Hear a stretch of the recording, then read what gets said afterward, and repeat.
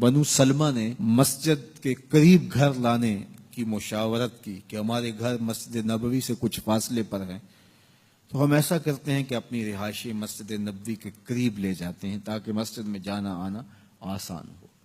تو آقا کریم علیہ السلام کو جب خبر پہنچی کہ بنو سلمہ قبیلہ اپنے گھر مسجد نبوی کے قریب لانا چاہتا ہے، تو حضور نے ان کو بلا کے فرمایا کہ اے بنی سلمہ، تم وہیں رہو، اپنے گھروں کو شفٹ کرنے کی ضرورت نہیں ہے، تم جتنے قدم چل کے مسجد میں آتے ہو اللہ اتنا ہی ثواب عطا کرتا ہے۔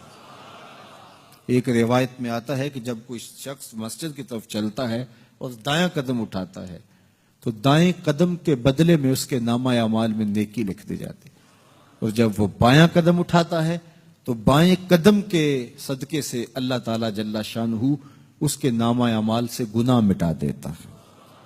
تو وہ چلتا رہتا ہے، ایک قدم پہ نیکی لکھی جاتی ہے، ایک قدم پہ گناہ مٹتا چلا جاتا ہے، اور اللہ اپنی خاص رحمات اس کو نصیب فرماتا ہے جو مسجد کی جانب سفر کرتا ہے۔ یہ خیر البقا ہیں، یہ مقدس دھرتی ہے، اور اس کے احکام پھر باقی زمین کے ٹکڑوں سے الگ ہو جاتے ہیں۔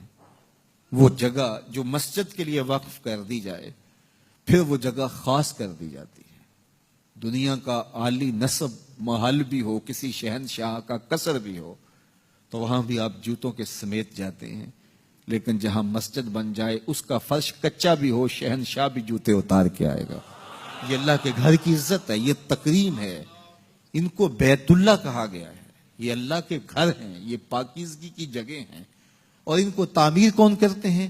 جو اللہ اور پچھلے دن پر ایمان لاتے ہیں۔ اور ایک روایت میں آتا ہے جس نے تتر کے گھونسلے کے برابر بھی مسجد کی تعمیر کی۔ ہمارے دیہاتوں کے لوگ اچھی طرح جانتے ہیں کہ جو تتر کا گھونسلہ ہوتا ہے وہ ایک پوری اینٹ کا بھی نہیں ہوتا، آدھی اینٹ کے برابر تتر کا گھونسلہ ہوتا ہے۔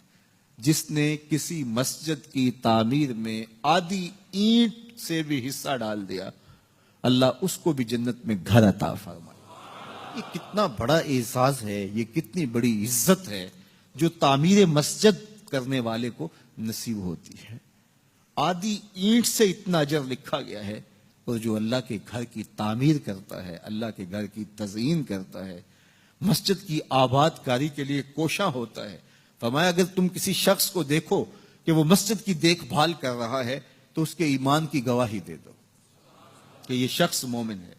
تو یہ اللہ تعالیٰ جل شانہ نے مسجدوں کی تعمیر، تزئین، آبادی کا صلہ رکھا ہے، ان کے احکام الگ رکھ دیے گئے۔ اعلیٰ حضرت عظیم البرکت امام اہل محبت امام الشاہ احمد رضا خان فاضل بریلوی علیہ رحمہ فرماتے ہیں مسجد میں اتنے زور سے قدم رکھنا کہ دھمک پیدا ہو، یہ مسجد کے آداب کے منافی ہے۔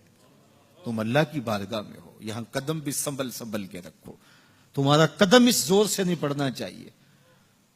آپ کو لہسن کھا کے، مولی کھا کے اور پیاز کھا کے مسجد میں آنے سے روکا گیا ہے۔ کیوں؟ کہ اس کے اندر سمیل ہوتی ہے، بدبو ہوتی ہے۔ فرمایا جس طرح تم تکلیف محسوس کرتے ہو اس طرح اللہ کے فرشتے بھی تکلیف محسوس کرتے ہیں۔ تو اس لیے مسجدوں کے اندر خوشبو لگا کے آنا چاہیے۔ ہمیں سفید لباس پہن کر کے مسجدوں میں آنے کی تلقین کی گئی۔ اور لباس بھی جائز ہیں، لیکن فرمایا کہ مسجدوں کو زینت دو سفید لباس سے، اور اپنے مردوں کو سفید کفن انہیں پہناؤ، اور مسجدوں کو بھی سفید رنگ سے، سفید لباس سے زینت بخشو۔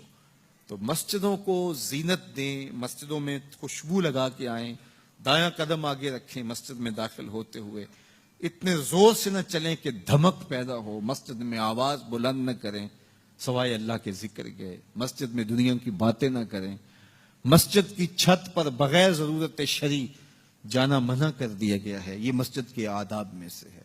مسجد کی عمارات کو باقی عمارتوں سے بلند رکھنے کی تلقین کی گئی ہے۔ یہ وہ پاکیزہ گھر ہیں جس کے کونوں اور گوشوں سے قرآن کی صدائیں بلند ہوتی ہیں، جس کے منبر سے رسول اللہ کا دین دیا جاتا ہے، جس کے میناروں سے اذان کی آوازیں گونجتی ہیں، اور درود و سلام کے نغمے ہواؤں میں پھیلتے، اور ہواؤں میں اللہ کی تکبیر کی، رسول کریم کی شہادت اور گواہی کی، اور فلاح اور نیکی کی طرف بلاوے کی اور درود و سلام کی خوشبو پھیل جاتی ہے، اور ماحول میں سکون اور طمانینت ہوتی ہے۔